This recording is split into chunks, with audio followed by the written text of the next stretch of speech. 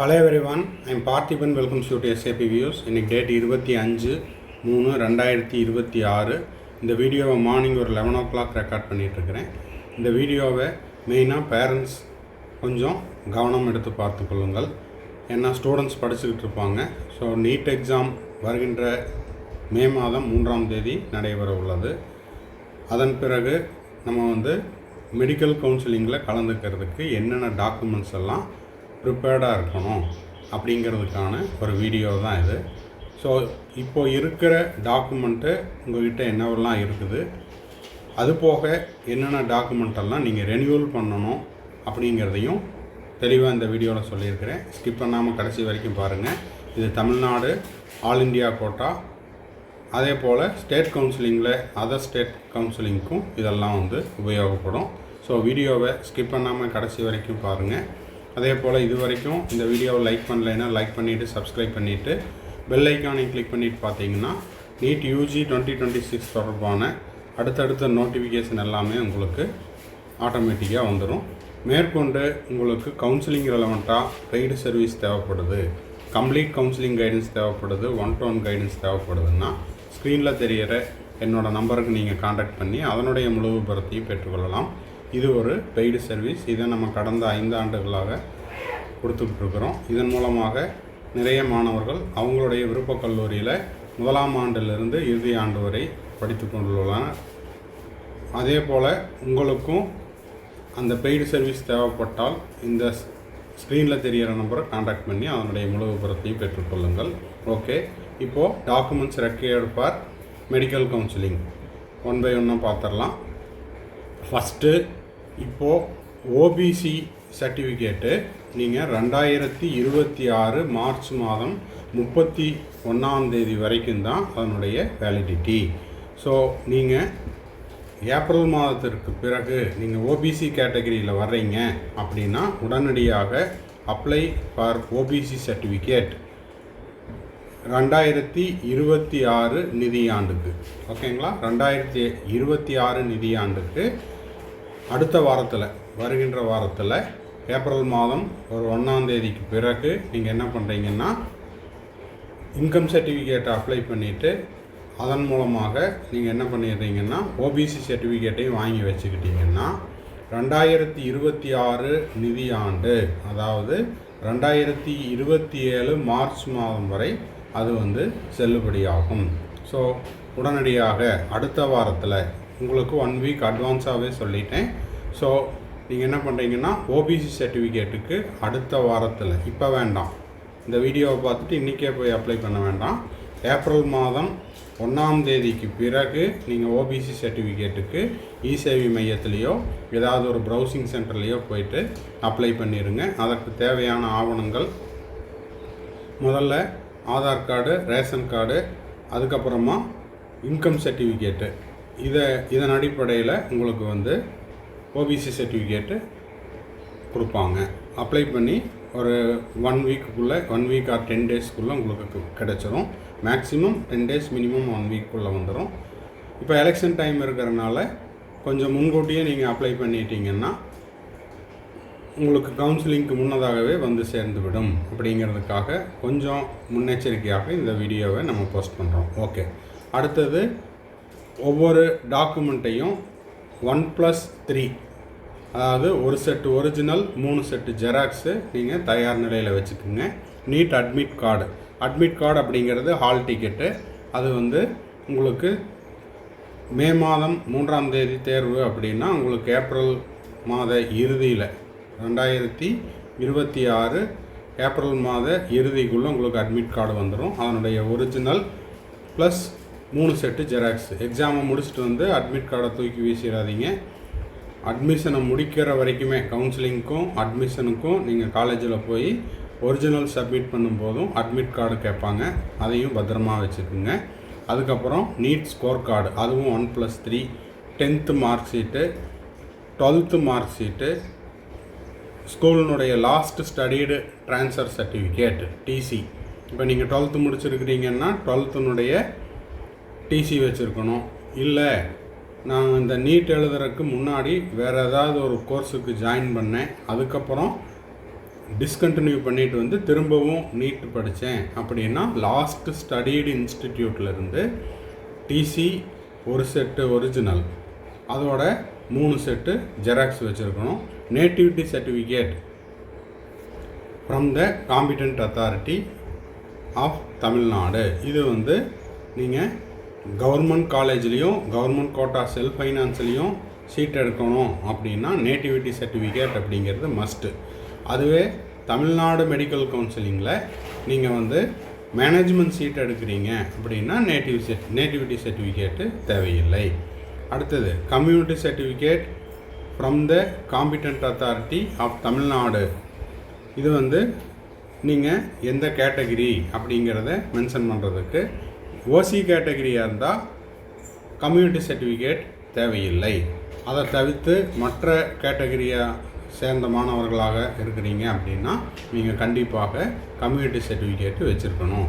Certificate for the proof of study from 6th standard to 12th standard from in Tamil Nadu from the head of the schools where studied. 6ஆம் வகுப்புலேருந்து 12ஆம் வகுப்பு வரைக்கும் நீங்கள் எந்த ஸ்கூலில் படித்தீங்க அப்படிங்கிறதுக்கு அந்த தலைமை ஆசிரியரிடமோ அல்லது தனியார் பள்ளியாக இருக்குது அப்படின்னா தனியார் பள்ளி முதல்வரிடம் நீங்கள் இந்த ப்ரூஃப் ஆஃப் ஸ்டடி வாங்கி வச்சுருக்கணும். அதுவும் ஒரு set original plus 3 set xerox. 7.5ல் அதாவது அரசு பள்ளி மாணவர்கள் 7.5ல் இருக்கிறீங்க அப்படின்னா அது வந்து அந்தந்த கவுன்சிலிங் அத்தாரிட்டிக்கு எஜுகேஷன் டிபார்ட்மெண்ட்டை அனுப்பிச்சி வச்சுருவாங்க. இதனுடைய முழு விபரத்தையும் உங்கள் பள்ளி நீங்கள் எந்த அரசு பள்ளியில் படிக்கிறீங்களோ அந்த பள்ளியினுடைய தலைமை ஆசிரியர் உங்களுக்கு விரிவாக சொல்லுவார். அடுத்தது கேண்டிடேட் இது பார்த்துட்டோம். அடுத்தது பர்த் சர்டிஃபிகேட்டு. பர்த் சர்டிஃபிகேட்டும் ஒரு செட் ஒரிஜினல் 3 செட்டு ஜெராக்ஸு. அப்புறம் எலிஜிபிலிட்டி சர்டிஃபிகேட். இந்த எலிஜிபிலிட்டி சர்டிஃபிகேட்டை பற்றி நம்ம தெளிவாக ஒரு வீடியோ போஸ்ட் பண்ணியிருக்கிறோம். எலிஜிபிலிட்டி சர்டிஃபிகேட் அப்படிங்கிறது யாருக்கு அப்படின்னா நீங்கள் தமிழ்நாட்டில் இருக்கிற ஸ்டேட் போர்டு சிலபஸில் படிச்சிருக்கிறீங்க, சமச்சீர் கல்வியில் படிச்சிருக்கிறீங்க அப்படின்னா வாங்க தேவையில்லை. அதே போல் சிபிஎஸ்சியில் படிச்சிருக்கிறீங்க அப்படின்னா நீங்களும் வாங்க தேவையில்லை. ஓகேங்களா? அதே போல் ஐசிஐசி சிலபஸ்ஸு இந்த சிலபஸில் இந்தியாவுக்குள்ளே நீங்கள் படிச்சிருக்கிறீங்க அப்படின்னாலும் நீங்கள் இந்த எலிஜிபிலிட்டி சர்டிஃபிகேட்டு வாங்க தேவையில்லை. இதை தவிர மற்ற மாநிலங்களில் நீங்கள் வந்து 12ஆம் வகுப்புக்கு சமமான ஒரு படிப்பு படிச்சிருக்கிறீங்க அப்படின்னா எம்ஜிஆர் யூனிவர்சிட்டியிலேருந்து எலிஜிபிலிட்டி சர்டிஃபிகேட் வாங்கணும். அது இப்போது இல்லை. அதுக்கு எம்ஜிஆர் யூனிவர்சிட்டியினுடைய அஃபீஷியல் வெப்சைட்டில் எலிஜிபிலிட்டி சர்டிஃபிகேட்டுக்கு அப்ளை பண்ணுறதுக்கான போர்ட்டல் ஓப்பன் ஆகும்.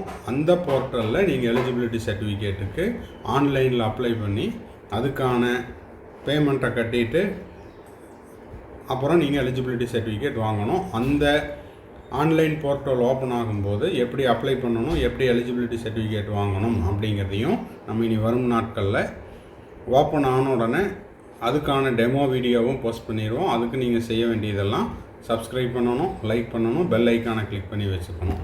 அப்புறம் பிடபிள்யூடி கேண்டிடேட்டாக இருக்கிறீங்க அப்படின்னா அதுக்கான சர்டிஃபிகேட்டும் அதுக்கான ப்ரூஃபும் ஒரு set original plus 3 set xerox. அது மட்டும் இல்லாமல் PWD candidate, sports person, X serviceman, இந்த ஸ்பெஷல் கேட்டகரி கேண்டிடேட்ஸ் வந்து இதுக்கான ப்ரூஃபை நீங்கள் வச்சுருக்கணும். அதாவது பிடபிள்யூடியாக இருந்தாலோ இல்லை ஸ்போர்ட்ஸ் பர்சனாக இருந்தாலோ எக்ஸ் சர்வீஸ்மேனாக இருந்தாலோ அதுக்கான proof of certificate special category அப்படிங்கிறதுக்கான அந்த certificate original plus 3 set xerox.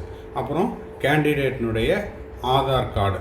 இதெல்லாம் வந்து மாணவர்கள் தரப்பில் தேவையான சான்றிதழ். பேரண்ட் சைடில் parent community certificate from the competent authority. பெற்றோருடைய கம்யூனிட்டி சர்டிஃபிகேட்டு இது வந்து எய்தர் ஃபாதர் ஆர் மதர் அவங்களுக்கான டாக்குமெண்ட்டை வச்சுருக்கணும். இது வந்து ஓசி கேட்டகரியாக இருந்தால் தேவையில்லை. இப்போது நான் அப்பாவோட டாக்குமெண்ட் வைக்கிறேன் அப்படின்னா எல்லா டாக்குமெண்ட்டும் அப்பாவுக்கு தான் வைக்கணும். ஸ்கூல் சர்டிஃபிகேட்டு, கம்யூனிட்டி சர்டிஃபிகேட்டு எல்லாமே அப்பாது. இல்லை நான் அம்மாவது வச்சுக்கிறேன் அப்படின்ற மாதிரி இருந்தால் எல்லாமே அம்மாவோட டாக்குமெண்ட் தான். School qualification certificate, community certificate எல்லாமே. இதை வந்து மிக்ஸ் பண்ணி வைக்கக்கூடாது. 2 சர்டிஃபிகேட் அப்பாவது, 2 சர்டிஃபிகேட் அம்மாவது, அந்த மாதிரி மிக்ஸ் பண்ணி வைக்கக்கூடாது. செட் ஆஃப் சர்டிஃபிகேட் வைக்கிறோம் அப்படின்னா எல்லாமே அப்பாவது வைக்கணும், இல்லைன்னா எல்லாமே அம்மாவது வைக்கணும். அடுத்தது income certificate of the parent for the candidate claiming exemption. இப்போது ஆண்டு வருமானம் 2.5 லட்சத்துக்கு உள்ளே இருக்குது, அதாவது லெஸ் தேன் 2.5 lakhs ஆண்டு வருமானம் அப்படின்ற மாதிரி இருந்தால் அவங்களுக்கு வந்து ஸ்காலர்ஷிப் இருக்கும். ஸோ அந்த மாணவர்கள் வந்து இன்கம் சர்டிஃபிகேட் ப்ரொடியூஸ் பண்ணணும். ஓகேங்களா? அப்போ தான் அவங்களுக்கு வந்து எம்பிபிஎஸ் ஜாயின் பண்ணதுக்கப்புறம் அதுக்கான ஸ்காலர்ஷிப் இதெல்லாம் கிடைக்கும். இதை பற்றி நீங்கள் எந்த காலேஜில் ஜாயின் பண்ணுறீங்களோ அங்கேயும் ஒரு டைம் போய் கேட்டுக்குங்க. Income certificate for the of the parent for the candidate claiming exemption. அதாவது 2.5 lakhs இருக்கக்கூடிய SC, SCA, ST, SCC category மாணவர்களாக இருந்தால் கண்டிப்பாக நீங்கள் வந்து இன்கம் சர்டிஃபிகேட் ப்ரொடியூஸ் பண்ணணும். அப்போ தான் இன்கம் சர்டிஃபிகேட் ப்ரொடியூஸ் பண்ணிங்கன்னா உங்களுக்கு வந்து கவுன்சிலிங் அப்போது செக்யூரிட்டி டெபாசிட் கட்ட தேவையில்லை. அதே போல் அட்மிஷன் டைமில் அரசாங்கத்துக்கு செலுத்தக்கூடிய, அதாவது அரசாங்க கல்வி கட்டணம் செலுத்த தேவையில்லை, அதிலிருந்து எக்ஸம்ஷன் கிடச்சிரும். ஸோ இதெல்லாம் வந்து யாருக்கு இன்கம் சர்டிஃபிகேட் யாரெல்லாம் இந்த எக்ஸம்ஷன் கிளைம் பண்ணுறீங்களோ அவங்களுக்கானது. ஓகேங்களா? ஸோ இதையெல்லாம் வந்து இப்பிருந்து தயார்படுத்தி கொள்ளுங்கள். டைம் வந்து போதுமானதாக இருக்கும். கடைசி நேரத்தில் நீங்கள் ரிசல்ட்டெல்லாம் வந்ததுக்கப்புறம் அதன் பிறகு அப்ளை பண்ணிங்கன்னா அறிபறியில் செய்கிற மாதிரி இருக்கும். மறுபடியும் அதில் ஏதாவது ஸ்பெல்லிங் மிஸ்டேக் இருக்குது அப்படின்னா அதை திரும்பவும் இன்னொரு டைம் அப்ளை பண்ணுற மாதிரி இருக்கும். ஸோ கால அவகாசம் போதுமானதாக உள்ளது.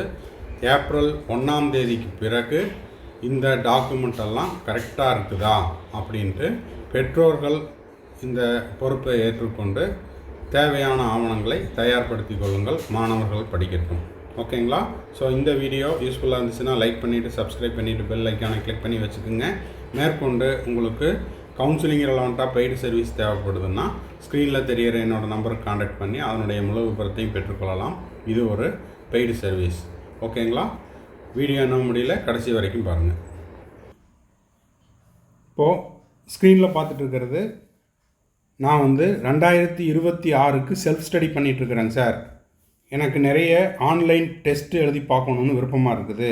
அது மட்டும் இல்லாமல் நான் வந்து ஒரு கோச்சிங் கிளாஸில் டே ஸ்காலராக படிச்சுட்ருக்கிறேன். வீட்டுக்கு வந்து எனக்கு நிறைய டைம் இருக்குது. ஸோ என்னோடய மார்க் இம்ப்ரூவ் பண்ணிக்கிறதுக்கு நான் வந்து ஆன்லைனில் டெஸ்ட் எழுதி பார்க்கணும், இல்லை ஆஃப்லைனில் டெஸ்ட் எழுதி பார்க்கணும் அப்படின்ற மாணவர்களுக்கான ஒரு அறிவிப்பு என்னென்னா, நம்ம எஸ்ஏபிவிஎஸ் யூடியூப் சேனல் சார்பாக 100+ டெஸ்ட்டு கண்டக்ட் பண்ணுறோம். இது வந்து ஆப்பில் டெஸ்ட்டு நீங்கள் எழுதிக்கலாம். இந்த டெஸ்ட்டினுடைய ஸ்பெஷாலிட்டி என்ன அப்படின்னா, உங்களுடைய ரெகுலர் ஷெட்யூல் டிஸ்டர்ப் ஆகாமல் உங்களுடைய செல்ஃப் ஸ்டடி பண்ணிகிட்டு இருந்தாலோ இல்லை கோச்சிங் கிளாஸினுடைய ஷெட்யூலோ டிஸ்டர்ப் ஆகாமல் உங்களுடைய ஓய்வு நேரத்தில் எக்ஸ்ட்ரா டைமில் இந்த டெஸ்ட் எழுதி பார்த்துக்கலாம். 100+ test plus study material, question paper, answer key, அதுக்கான சொல்யூஷன், இது எல்லாமே நம்ம உங்களுக்கு சென்ட் பண்ணிடுவோம் வித் OMRோட. ஸோ இந்த 100+ டெஸ்ட்டுக்கான சார்ஜ் அப்படிங்கிறது 5000 rupees. ஸோ இதை நீங்கள் கீழே இருக்கிற என்னோடய நம்பருக்கு நீங்கள் ஜிபே பண்ணிவிட்டு என்ரோல் பண்ணிட்டீங்கன்னா உங்களுக்கான யூசர் ஐடி பாஸ்வேர்டு கொடுத்துருவோம். ஆப்பில் நீங்கள் டெஸ்ட் எழுதிக்கலாம். இந்த டெஸ்ட்டை முடித்த அடுத்த செகண்டே உங்களுடைய ஸ்கோர் என்ன, இப்போ ஃபார் எக்ஸாம்பிள் 720க்கு நீங்கள் டெஸ்ட் எழுதுறீங்கன்னா 720க்கு உங்களுடைய ஸ்கோர் என்ன, அதில் நீங்கள் எவ்வளோ கொஸ்டின் கரெக்ட் பண்ணியிருக்கிறீங்க, எவ்வளோ கொஸ்டின் வந்து நெகட்டிவில் விட்டுருக்கிறீங்க, அந்த நெகட்டிவில் விட்டதுக்கான மார்க்கையும் மைனஸ் பண்ணிவிட்டு உங்களுடைய டோட்டல் மார்க் என்ன அப்படிங்கிறத நீங்கள் டெஸ்ட்டை சப்மிட் பண்ண அடுத்த செகண்டே உங்களுக்கு தெரிய வரும்.